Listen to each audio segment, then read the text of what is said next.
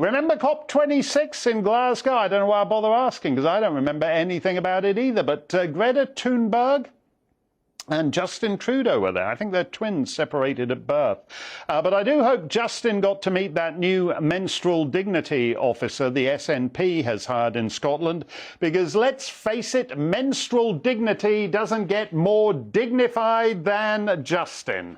Let's have a look at Justin with his menstrual dignity. Oh, yeah. Oh, no, I'm terribly sorry. My mistake. Apparently the Dundee bloke is menstrual dignity, but Justin is minstrel dignity. Mammy!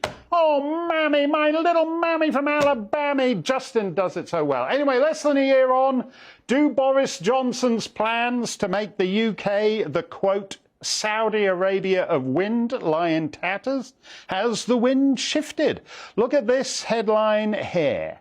Net zero groupthink got us into this mess. Get ready to be bribed with your own money, writes Ian Martin in the Times today, as we prepare to borrow more and more and more and more just to stop you freezing to death this winter.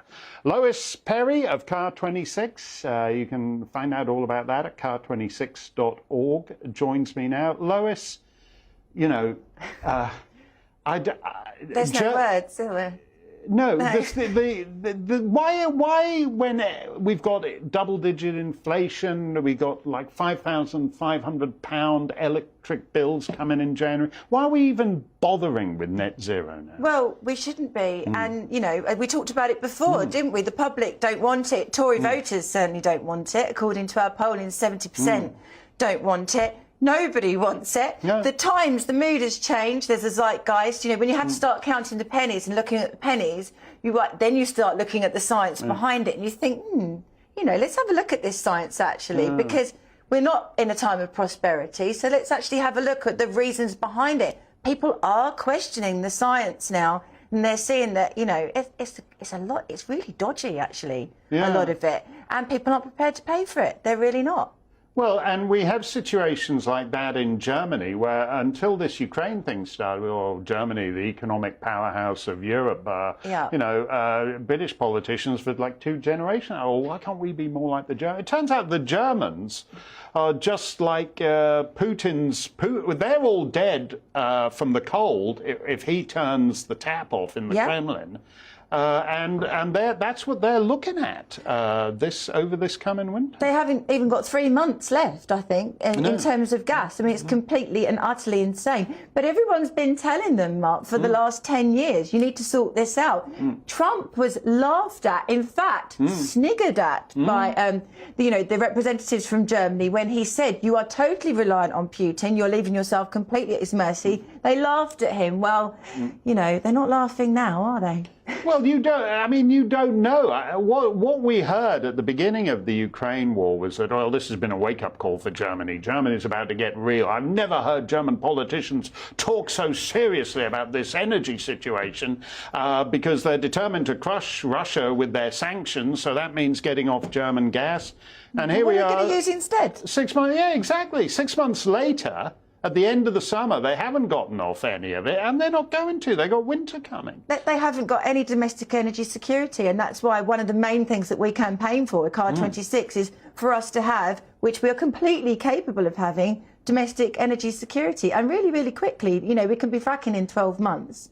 It can be 12 to 18 months. I don't want to go on just about fracking. We've got lots of other things that we could be doing. There's coal, there's the North Sea oil, there's all sorts of other things we could be doing. But we mustn't let ourselves get into the position of Germany. No way. No, but it's quite an important point there, because normally when you come up with ideas, like they said last time round, oh, we should be doing more nuclear. Oh, no, that takes too long. Yeah, well, we have to start at some point, don't you? Yeah. So... Yeah. But how can it be Boris Johnson, you saw that little video. Oh, what, the hostage video? Well, I don't know whether it's, I mean, it is a kind of Stockholm syndrome, as I think we said a couple of weeks back.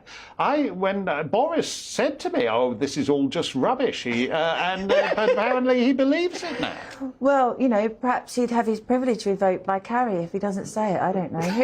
Look, who knows what goes on in Boris Johnson's mind? I certainly don't. But Liz Truss wants to get on with fracking. We'll see. The proof's in the pudding.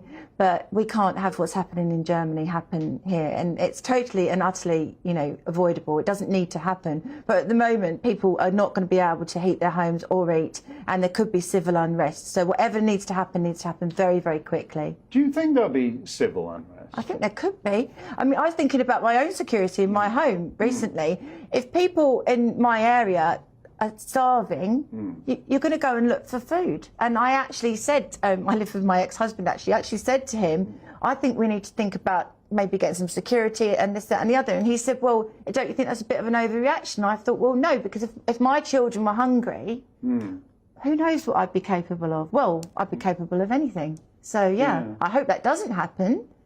Well, they're kind of figuring that they'll just print some more money and sort of hurl it at people, and that will be enough to buy them off. But it's not enough, is it? Because if people are looking at £500 a month bills, or on average, or a little bit less, and they're only offering them discounts of, you know, one-off payments of 400 or 500 a year, they need to scrap the green levy and they need to get rid of the VAT. That's what they need to do. But Liz Truss, you know, she's looking at that as well. But proof's in the pudding. You're quite right, because all these things they're talking about, like the VAT and the green levy and all the way.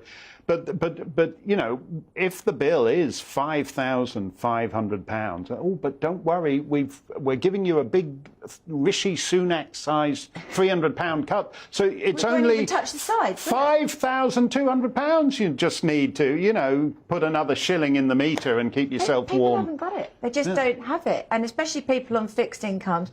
But Neil Oliver talks about the whole universal basic income thing, and I think there is a bit of a sort of soft selling, you know, that get used to being given handouts, and then of course the more dependent you are on handouts, you have to be a really good girl and really good boy. Our Twitter feeds would be cancelled straight away, Mark. No. If you're good and you don't complain too much, there may be another handout, and that's the thing. We're getting to the stage where if you didn't make it, didn't make your money, didn't buy your house before the COVID started, it's not going to be possible to do it now. I mean, that's what all these policies lead to. Thank you very much, Lois. Always good to see you. CAR26.org is the website.